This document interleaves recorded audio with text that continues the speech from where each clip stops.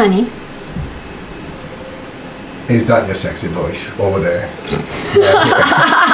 I am visible here. You might be invisible, but I am visible here.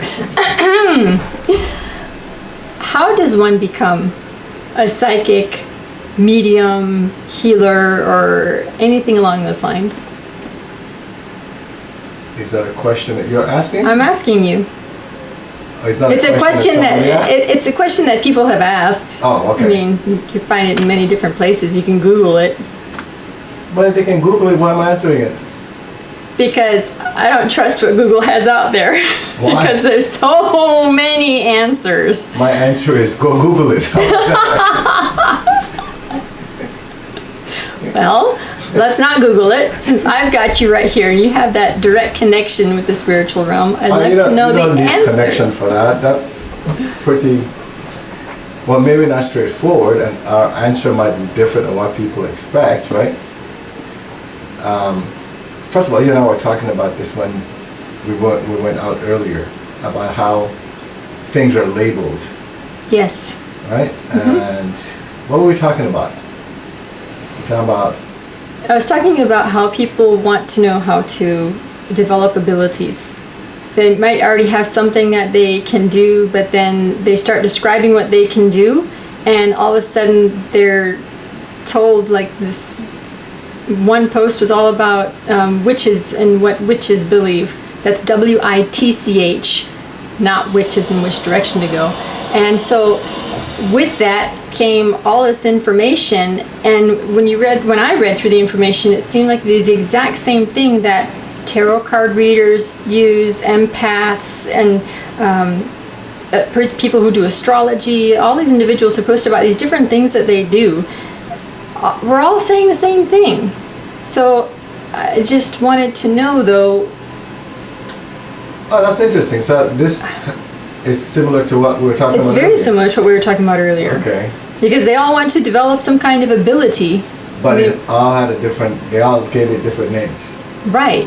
Okay. Everyone who answered to these questions gave different names. Different descriptions. And that's why I said the approach that we'll take will probably be different than what someone expects. Someone watching this video will say, oh, wait a minute, that's not what I expected.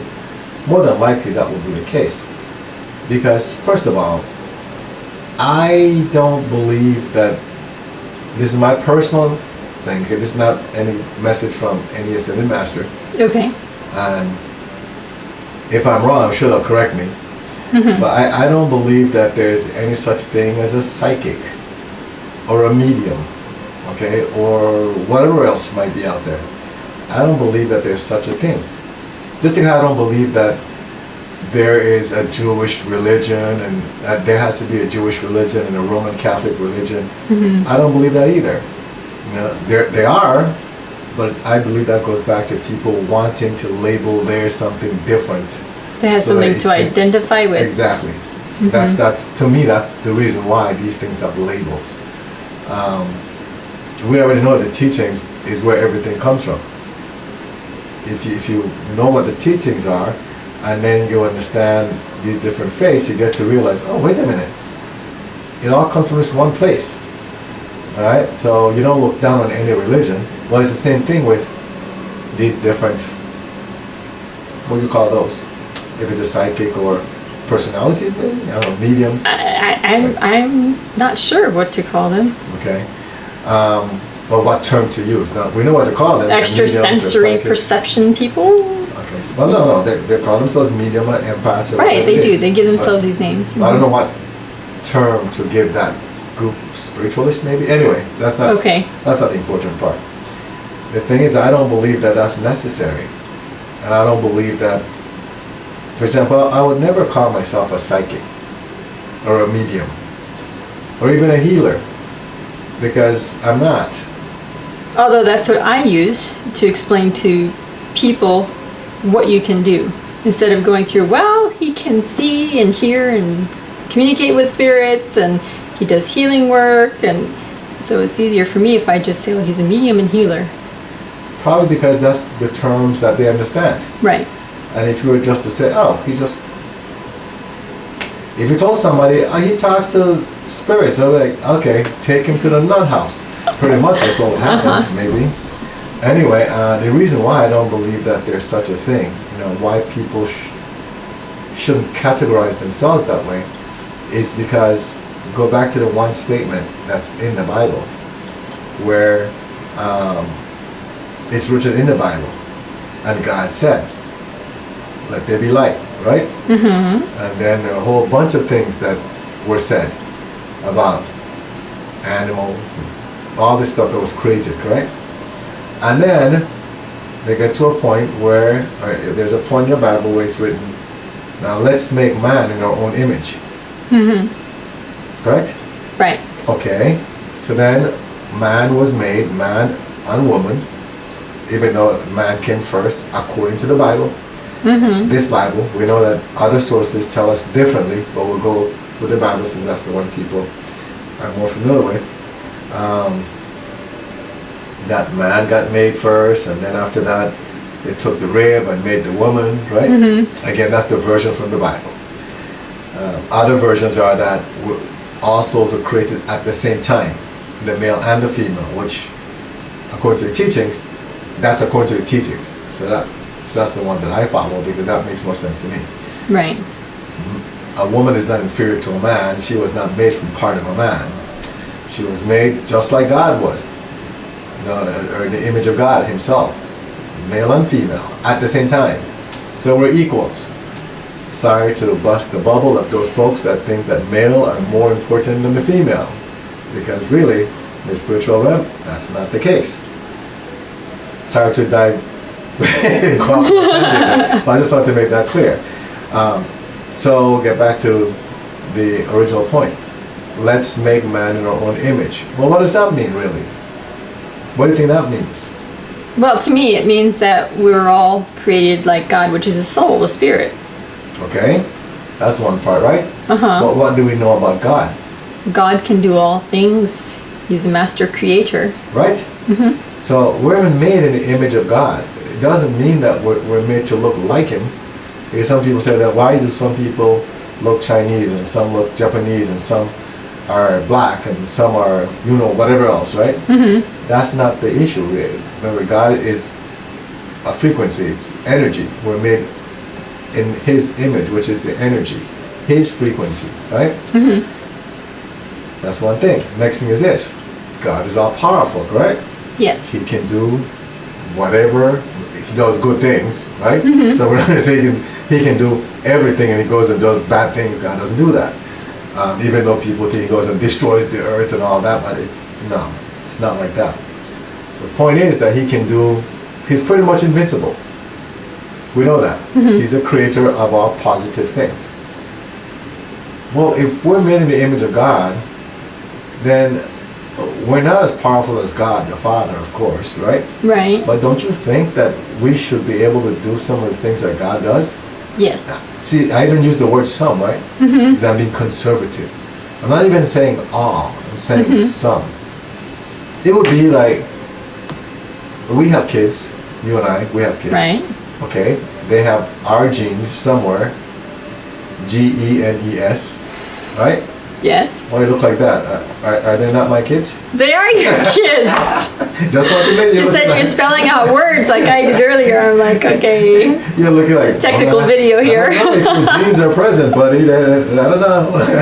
Maybe you didn't get the story here. But, anyway, all right. So because of how genes work, we see certain things in our kids, and we can say, "Oh, that's you right there," or Mm-hmm. "That's you. They got that from you." We can literally see those qualities, correct? Right, right. Without them even realizing it. Well, it's the same thing with us and the image of God. There's things that we can do, and we might not even realize that we can do them. Just like our kids don't realize until we say, Mommy does that exact same thing, or Mommy likes that stuff. And they're like, really? Yes. Then we'll just fast forward, only because people are more familiar with, we're more familiar with Jesus, so people are more familiar with Buddha, and Mm-hmm. some with Muhammad, Krishna. Right. But the case is, in all cases, all these prophets, we'll call them prophets. Mm-hmm. We know according to the teachings, they're all ascended masters, right? Mm-hmm. But we'll call them prophets. They all went and they taught people and they lived a life filled with positive examples and they healed people. All of them did that. Mm-hmm. Well, why could they do that, you think? Because they were taught how to access their divine self to do it? Well, taught by who? Because, for example, this story with Buddha, and every book I've read about Siddhartha, like Gautama Buddha, he just sat under a tree, like for a long time. And meditated. Right, and meditated. So he didn't have a teacher, like a physical teacher. Right. Whereas Jesus did have the Essenes who taught him. I'm not familiar with Krishna or Zarathustra or but most anybody of them had else. teachers. Most of them had teachers, but okay. Buddha actually, not a physical, they all have teachers, but he didn't have a physical teacher. Okay. So how did that happen? That's his higher self that taught him. All right? The Ascended Masters spiritually taught him because there were Ascended Masters before Buddha. It's not like Buddha was the first Ascended Master, right? Ascended Masters have been around for a long time. Exactly. As long as some of us probably. That's correct. So, so here he is. He develops, and then he goes and teaches other people. He becomes enlightened. But he had to work on himself first. Well, what's the story of Buddha? He was a prince, really. I don't know if you know that. I'm vaguely familiar with the story. Right. His father was a very wealthy man. And if I remember right, he was either a king or the royalty in wherever he lived, in the city that he lived. And he was the heir to this throne. And they sheltered him. They didn't want him to see the suffering that was going on in the city because not everybody was wealthy. He kept sneaking out of his room at night when the guards weren't paying attention. And he saw how the people suffered. And that's when he decided, there's something wrong here. You know, he started questioning his life. Why was he living this really good life and these people were there suffering? And he ran away from home. He gave it all up and left. That's his story. So he believed that you have to give up everything in order to find yourself. And so he spent all the time where he just denied himself everything so that he could get enlightened. Once he got enlightened, then he realized, oh, you're not supposed to give up everything. That's not how it works. Okay, I was just about to say, so are you telling me that we're supposed to give up everything? No, I'm telling you his story. Okay. All right? But that was his journey. But again, once he got enlightened, he realized, oh, no, you don't go to the extremes. You don't go punish yourself or starve yourself to death, you know, or not almost to death, but starve yourself. You don't need to do that. That's not how you become enlightened. Anyway, I say all that because people hopefully will get points from the stories that we're telling, the points you're making, right? Okay. Then here comes Jesus. So we'll fast forward to Jesus. And then Jesus comes and then he says what? After he does all these healings, raise people from the dead, right? And what people call miracles. Then he said, after he got crucified, resurrected, he said, oh, by the way, I'm leaving now. I'm going back to be with my Father. He's in heaven, by the way. That's my ghetto version, right? Right. And then he said what? Now, everything that I've done, you could do even more. Or you could do all of it. You could do all of it. You could do everything I've done. Everything that I've done, you can do. And what had he done? Some of the things that he'd done were what? I mentioned them earlier, but just so we can... Well, he helped people to walk again. He raised people from the dead. He healed all kinds of illnesses. And, right? What else did he do? He also cleared people. Remember? He got rid of demons and things. Exactly. Right? He did all that. Right. And then before he left, he said, you can do all that. Oh, and by the way, all the things that I did, you could do even more than that. See, because I'm going up there now. So I'm going up there. So you can do a whole lot more. Well, what does that really mean? Right. Well, we actually had Jesus come through in time to tell us what that means. Well, I know what it means. Oh, okay. I'm just saying, what does that mean? Many times people don't really think about that. Especially the part where he said, you know, you can do more than what I've done because I'm going up. See, what he's saying is, you have all these helpers up there, and people don't think about that. There are actually some people that don't believe that they're helpers, right? the Ascended Masters are helpers. People think, oh, why would they help us? Because they want to help us ascend. Our purpose is to come here, improve our lives, and then ascend to go back to heaven. And once we get there, we want to help our brothers and sisters that are down here, for them to ascend as well. Okay? So he's saying, because I'm up there now, there's one more person that can help you, and that's why you can do more than me. So I didn't have myself to help you guys, or for me to help myself. Right? I couldn't call on myself, but now when I get up, you can call on me. You can call on all the other Ascended Masters plus me. Mm-hmm. That's what he meant by, that's why we can do more than he did. All right? Because you have additional help. Yes.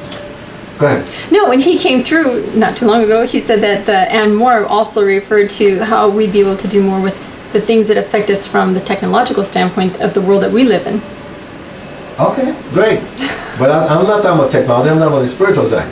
All right? Right. Well, from the spiritual side, you can change frequencies so that those technology things do not affect us but in a negative way. I'm talking about, all this is tying back to the question about how you develop. Okay, how do you develop? Right. That's what I'm doing right now. Okay, right. Got it.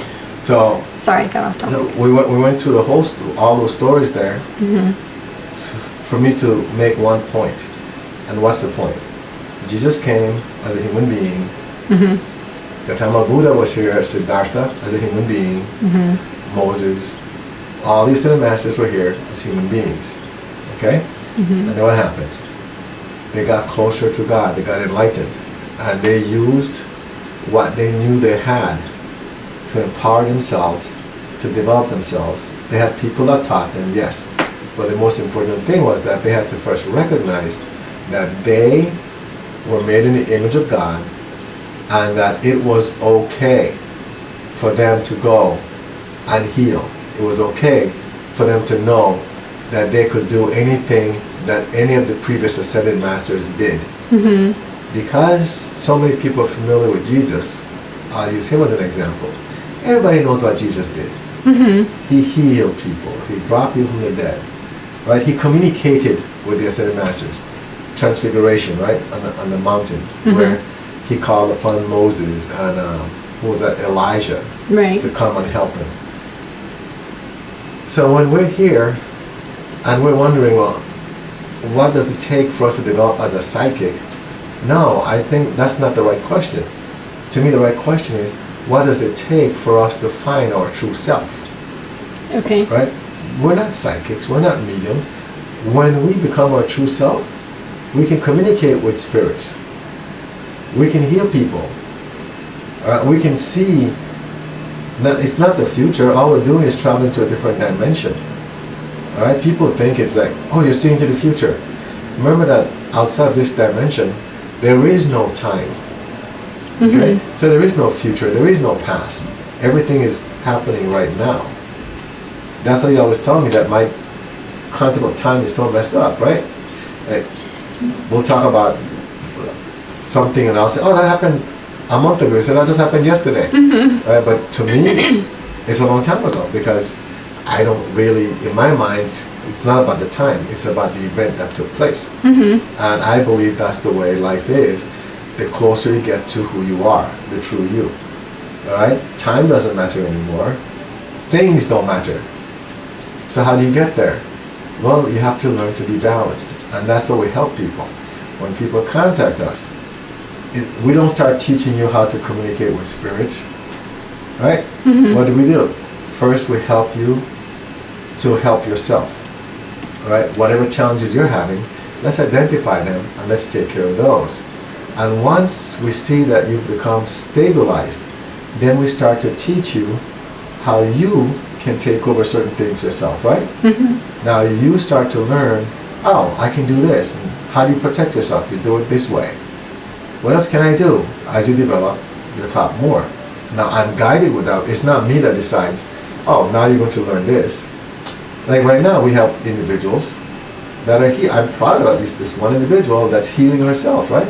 I think she's the first one. Well, besides you and our kids. But I think she's the first one that we actually have. No, we have 3. But she's so ahead of everybody else out of the 3 that we're testing this on. The point is that we don't want anybody to be dependent on us. Right. to be healed. You know, we're only here helping everybody right now because they don't know how to do it yet. They need a start. Exactly. They need a jump start, like That's a car correct. that needs a jump start for its battery. And they need someone to guide them. Mm-hmm. So we guide them. But it's not guidance as in, we're going to have a class with you right now. It's guidance as in, okay, here's a tool, go do this. You have to now be coachable. Just do what you're guided to do, because it's the Ascended Masters guiding you. It's not me, it's not you, right? Mm-hmm. We just tell them, okay, this is what you're supposed to be doing, this is what you're supposed to be saying. And if there's a book you're supposed to read, we'll let you know. Please don't ask us if there's a book you should read, because the Ascended Masters will let us know if you're supposed to read a book. Right. Okay? If you're supposed to say a certain mantra, decree, whatever it might be, they'll let us know. They'll let us know. You don't have to ask all the time. I know some of you guys get excited, but you don't have to ask. Yeah, they let my husband know, and then I tell you, of course. Right? So anyway, the point is that as you develop, you start to see your natural gifts. Like myself, where all of a sudden I could project somewhere, like to the store, like the other day when, we should do a video on that actually, I think. We'll do that video. Okay. Anyway, but your natural gifts come out. You don't have to try to develop them. You don't have to go and take a special class for that or go on a special diet at all. It doesn't work that way, at least not for us.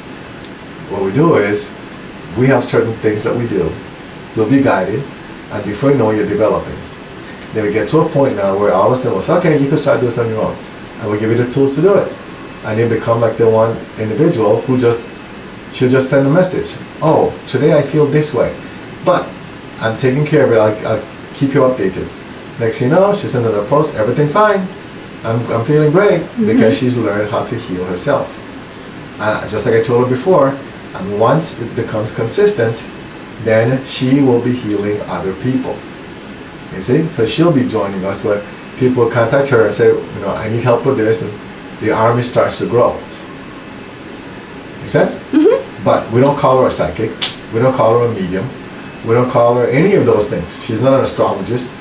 She's simply beginning to realize her true self, what her true self is like. She's discovering her true self. Exactly. She can heal, all right? She can project wherever she wants to. She can control her environment. She can control what happens to her. She can control how she feels and not allow other people to affect how she feels or how her day is going to go. So she's learned how to do that. It took some time. It's not something that comes overnight or in a month or two, some people might think. Because maybe on YouTube or whatever, they give the impression that it's that easy. It's not that simple. You know? They have natural people, right? So for them, within a week they have it, they're set. But for a lot of us, it's a journey. And so, I hope that answered our question. You think I did? Or no? I think so, yes. You sure? The way you sighed Because there. you have to, right, because I was just trying to remember the whole question, and it's how do you become a psychic, medium, healer?